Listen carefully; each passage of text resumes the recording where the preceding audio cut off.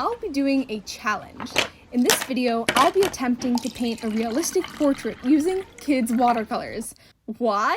Well, the last time I painted with watercolors was back when I was 10, which was a long time ago, and I wanted to give them another try. But it's not a secret that art supplies are ridiculously expensive, and I didn't want to buy new ones without being sure that I wouldn't ditch them after this one painting. I surfed the entire YouTube looking if someone had tried and failed to do this, and I couldn't find a single video. So be prepared to watch something YouTube has never seen before. Hey there, I'm Adar Frida, and I'm really excited for you to see how this entire thing plays out, so let's get right to it. So, first off, as usual, I am starting with a sketch, and because I don't have a fancy projector sort of thing, I came up with this setting, and basically I just took a glass tabletop that I had, and I put my reference photo and my paper on top, and I just took my phone and shone it underneath and just traced what I saw. So you can do this too. It definitely saved me buying a projector. And if you don't have a glass tabletop, you can definitely use a window too. And now onto the painting. The brushes I'm using aren't fancy at all. They're just ones I found lying around the house. The one I'm using right now actually was really damaged and I fixed it. I have a short link down below on how I do that if you're interested. But I'm starting off with testing out the watercolors and kind of figuring out the skin tones because that was really worrying me the most.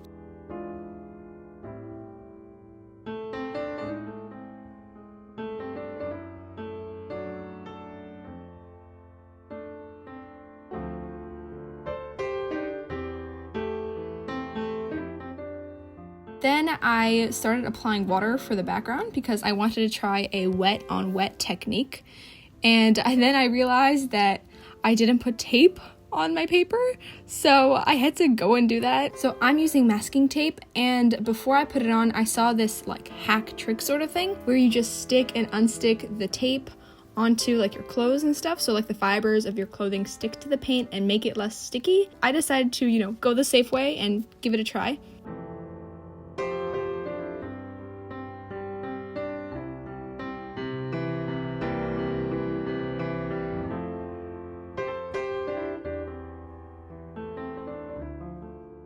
And then I started adding the background, and you can see I'm really timid here with just the color application because I was super nervous and super scared and so afraid of ruining it. Then I decided to actually get my nerves together and go a bit darker, and before I apply another layer, I'm checking it to make sure it's dry. And how you know it's completely dry is when it's not cold to the touch anymore. If it looks dry but it's still cold to the touch, then that means it's not dry yet, so you should wait a bit more. And I don't think I have it on video, but I definitely did add another layer to the background. But anyway, now I'm moving on to the skin tones and stuff, and I'm experimenting again because I wasn't as confident with what I did before. And I'm trying to find the ideal skin tone, but everything I'm trying is like, it turns out a little more reddish than I would like.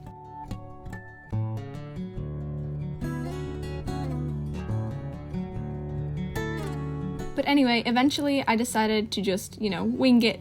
And for the first wash color, I just used the paint water because it was already so dark by the time I finished experimenting with the skin tones.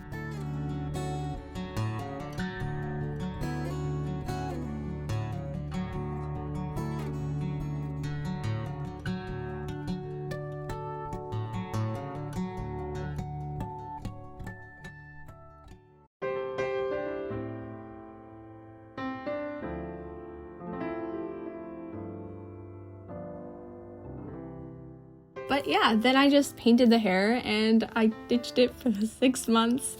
Yes, 6 months is a long time, and I was feeling really negative towards this portrait, honestly. I decided to take a break, which really freshens the mind because when I took it out, it wasn't as bad as I thought, as I remembered it being. I mean, she just looked like she got a really bad sunburn. Okay, so I'm starting right off the bat with the hair, and this hair gave me so much trouble. It was challenging, I'll be honest.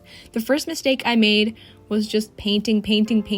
You can see this blob sort of form on her hair, and so then I just go around it and add other things while I wait for that thing to dry.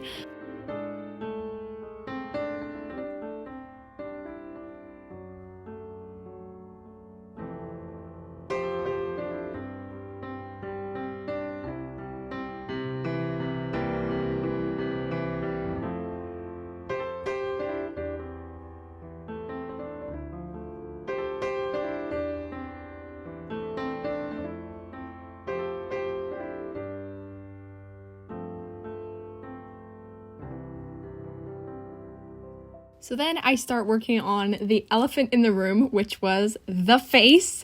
And I was just adding and adding. I had no idea what I was doing. I honestly didn't. And you can see it's sort of just blobbing out. Like I was putting so much water and wetness on it that it just got out of like my sketch boundaries, and you can see me erase the chin because it looked so weird. So the next time I came back to it, I lightly sketched in where I wanted her bone structure to be as a guideline for me when I come back again and fix that face.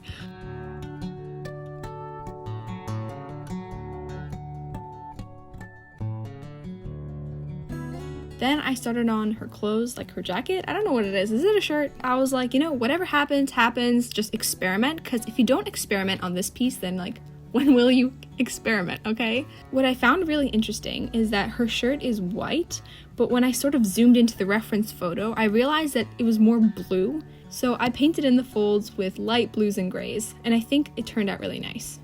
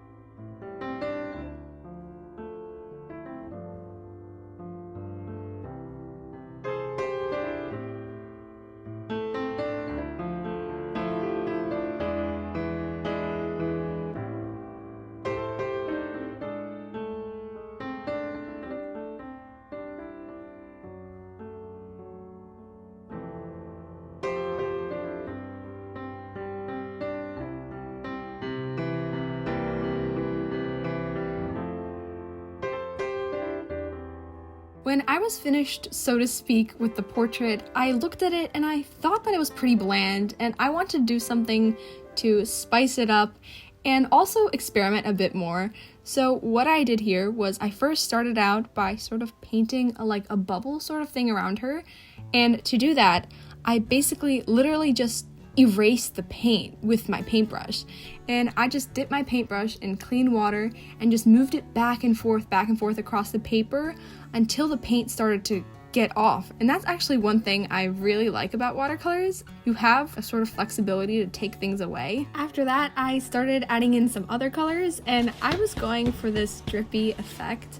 I'm not exactly sure where I was going with the overall painting, but I wanted the viewer to notice how, despite all this stuff going on around that girl, it doesn't penetrate her bubble. And it could be because she doesn't let it penetrate, or because she's naive and that's her little protective space. I'm not exactly sure, so let me know in the comments what you think and what we should even call this painting, because I'm also undecided about that.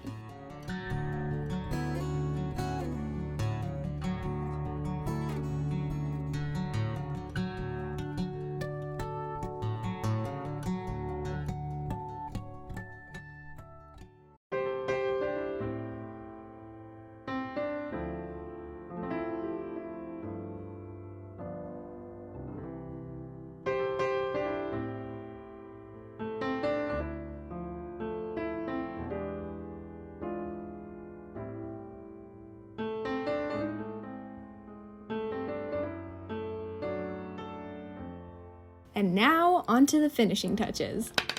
I'm using a white gel pen for the highlights, and it was my first time using this pen, or any pen on any of my pieces for that matter. So I was a bit nervous, but I think I like how it turned out.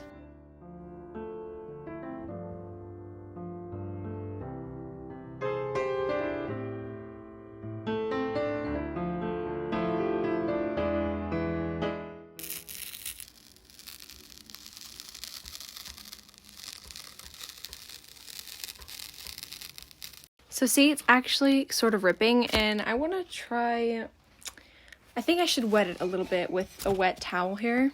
I want to see if that will like change anything, maybe loosen up the stickiness of the tape.